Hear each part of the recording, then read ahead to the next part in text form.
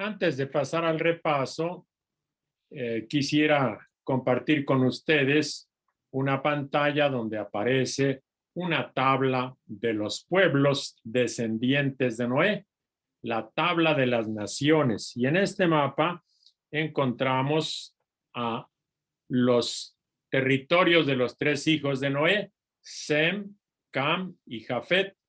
Como vemos, todo esto que está marcado en rojo sería el territorio de los hijos de Jafet, que son los pueblos más alejados de Palestina.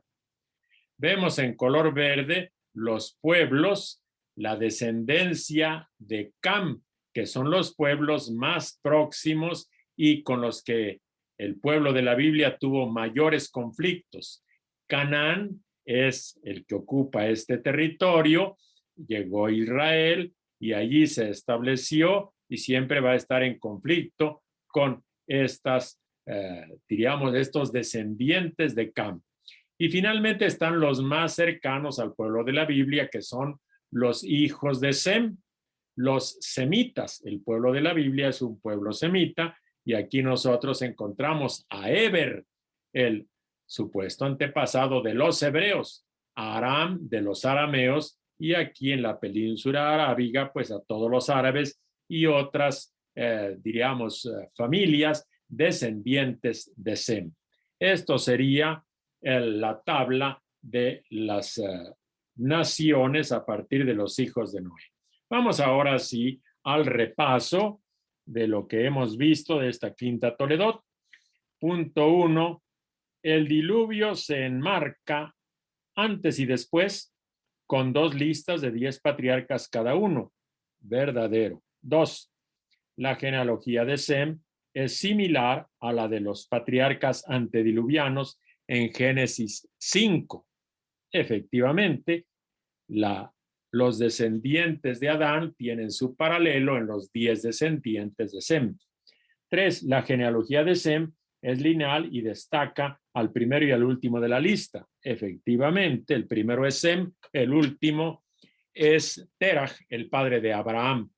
4. Los 70 añaden a Kenán para completar la lista de los 10 patriarcas. Efectivamente, Kenán no está en la Biblia hebrea. 5. Los patriarcas postdiluvianos vivieron más que los antediluvianos. Falso. 6. La edad corta o más corta de los patriarcas postdiluvianos es signo de la degeneración progresiva mencionada en Génesis 6:3. Verdadero. 7. Los patriarcas postdiluvianos enlazan el periodo del diluvio con Abraham. Verdadero. Recordamos, la lista de descendientes de Adán va de Adán hasta Noé y el diluvio. La lista de los descendientes de Sem va desde Sem, hijo de Noé, desde el diluvio, hasta Abraham. 8.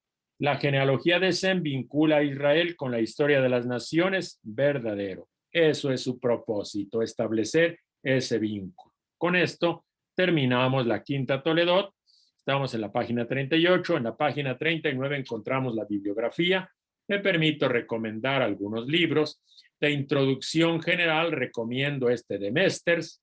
De estudios teológicos sobre los relatos de creación, este de Osu es muy bueno y este de García López también es bastante bueno. En cuanto ya a los comentarios breves, me permito recomendar este de Boat, que está en el Comentario Bíblico Internacional. Boat comenta el Génesis. Y luego también otro estudio, este de Ibáñez Arana, para comprender el libro del Génesis. Y finalmente, pues hay comentarios especializados, todos bastante buenos y están en nuestra lengua. Con esto, yo quisiera ahora hacer una reflexión muy sencilla, tratando de sintetizar, o más bien no sintetizar, sacar algunas ideas claves de Génesis 1:11, de los relatos de los orígenes. Quisiera yo hacer notar en primer lugar que el Génesis no es un libro de ciencias naturales. Los relatos de los orígenes no nos informan de cómo funciona el mundo, sino más bien de por qué y para qué existe el mundo. Otra cosa importante, esos relatos, algunos dicen, entonces, si no sucedieron las cosas tal como están contadas, entonces son puros cuentos. Ese extremo también es muy falso, muy falso. Es cierto que esos relatos emplean el lenguaje simbólico, cierto, pero con símbolos es como se pueden decir las cosas más profundas de la vida, pero no son puros cuentos. Se comunican con símbolos grandes verdades. También hemos dicho que en esos relatos hay muchos motivos míticos, es cierto, pero mito en sentido técnico, en sentido, diríamos, científico, antropológico, mito es una forma de comunicar la verdad, no son puros cuentos, no son mitotes, son una forma de comunicar la verdad. Se aprovechan los mitos de los pueblos vecinos, es cierto, pero son corregidos y son adaptados a la fe del Dios bíblico. No se copia nada más, se corrigen y se adaptan a la fe en el Dios bíblico. Y en concreto, se rechaza de forma explícita las ideologías de los imperios dominadores. Esas ideologías se rechazan absolutamente. Se sacan todos esos elementos de los mitos de los pueblos vecinos. Y finalmente quisiera señalar, el mensaje de Génesis 1:11 es un mensaje religioso, creyente, nada de ciencias naturales ni de puros cuentos. Es para comunicarnos un mensaje religioso y creyente. Ahí encontramos un mensaje muy explícito sobre Dios. ¿Cuál es el Dios creador? El Dios creador es el Dios que hizo todas las cosas, que está en el origen de todas las cosas y que además es Señor de la historia y se nos presenta con un rostro misericordioso. Ese es el Dios de la Biblia. También se nos da un mensaje desde la fe sobre el mundo como criatura de Dios. A Dios, después de terminar su creación, le parece que su obra es muy buena. Vio todo lo que había hecho y era muy bueno. También en Génesis 1:11 se nos da un mensaje sobre el ser humano y se nos dice que el ser humano fue creado a imagen y semejanza de Dios. Varón y mujer los creó.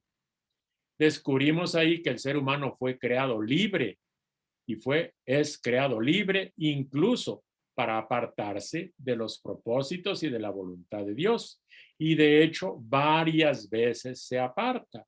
Y esto lo quisiera yo ahora mostrar compartiéndoles el pizarrón para hacer algunas anotaciones de cómo el ser humano se aparta de la voluntad de Dios. Eso. Y entonces vamos a ver.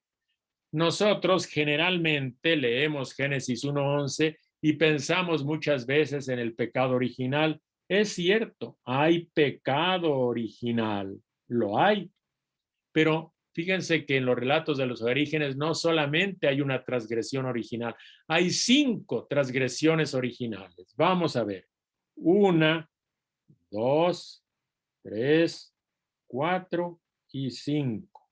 ¿Cuál es la primera? Pues lógicamente la de los padres,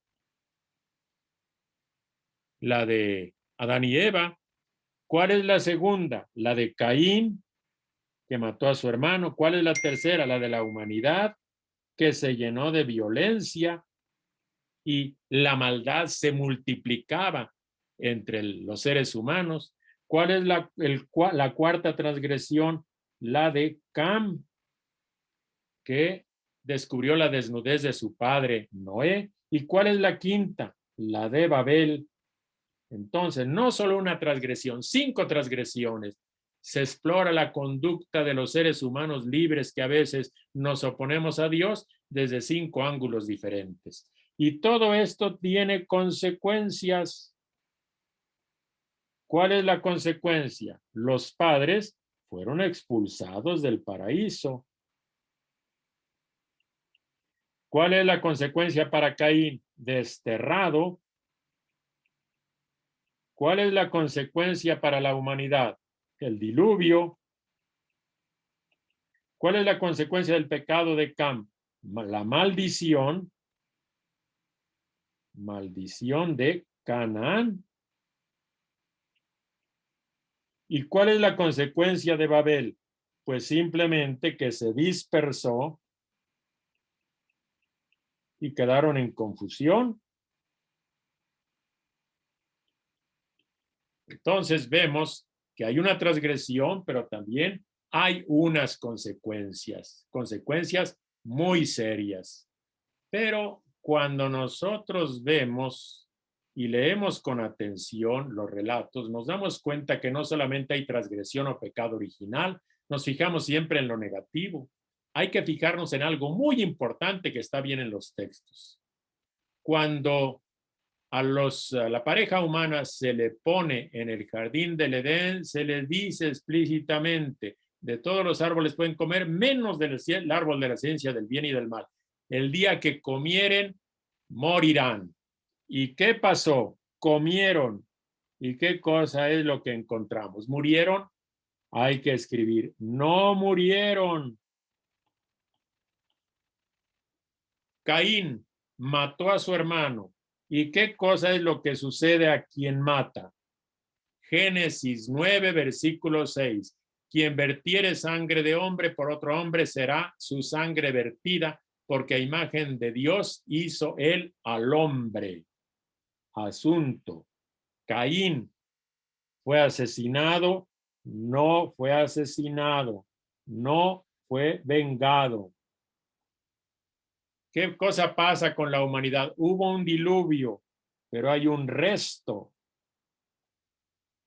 que se salva de seres humanos y de animales. ¿Cuál fue la consecuencia del pecado de Cam?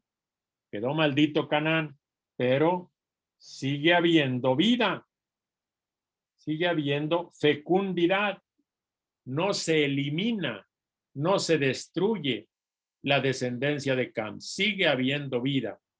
¿Qué pasó con Babel? Se dispersaron y se confundieron, pero no se elimina a los seres humanos, no se elimina a los humanos. Se acaba el imperio, no más imperio. El imperio se pierde, pero los seres humanos no son eliminados. Ahora nosotros decimos, qué interesante, 5 grandes faltas con grandes consecuencias, pero que efectivamente Dios no eliminó a estos seres humanos, sino que más bien perdonó a los seres humanos. Aquí hay una frase muy interesante del apóstol Pablo. Sobreabundó el pecado, sobreabunda el pecado, perdón, abundó el pecado, más bien dice Pablo, donde abundó el pecado. A ver, escribimos bien tal como dice Pablo, abunda el pecado.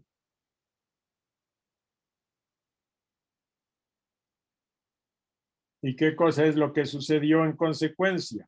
Donde abunda el pecado, dice San Pablo, sobreabundó la gracia, la gratuidad de Dios. Entonces, esto es para nosotros muy importante. En los relatos de los orígenes, hay 5 relatos de orígenes de transgresiones originales, pero también hay 5 relatos correspondientes de perdones originales. Abundó el pecado, es cierto, pero también sobreabundó la gratuidad de Dios. Y eso no ha de olvidársenos. Bien, con esto creo que tenemos algunas líneas que tenemos que recordar importantes de los relatos de los orígenes. Y en el fondo, sabemos que aquí se nos revela a un Dios que como creador es amigo de la vida, que él ama a sus criaturas. Y creo que con ese Dios misericordioso, Señor de la historia, que nos enseña a ser responsables, a afrontar las consecuencias de nuestras decisiones, pero que con su misericordia siempre perdona nuestras transgresiones y no se cansa de perdonar.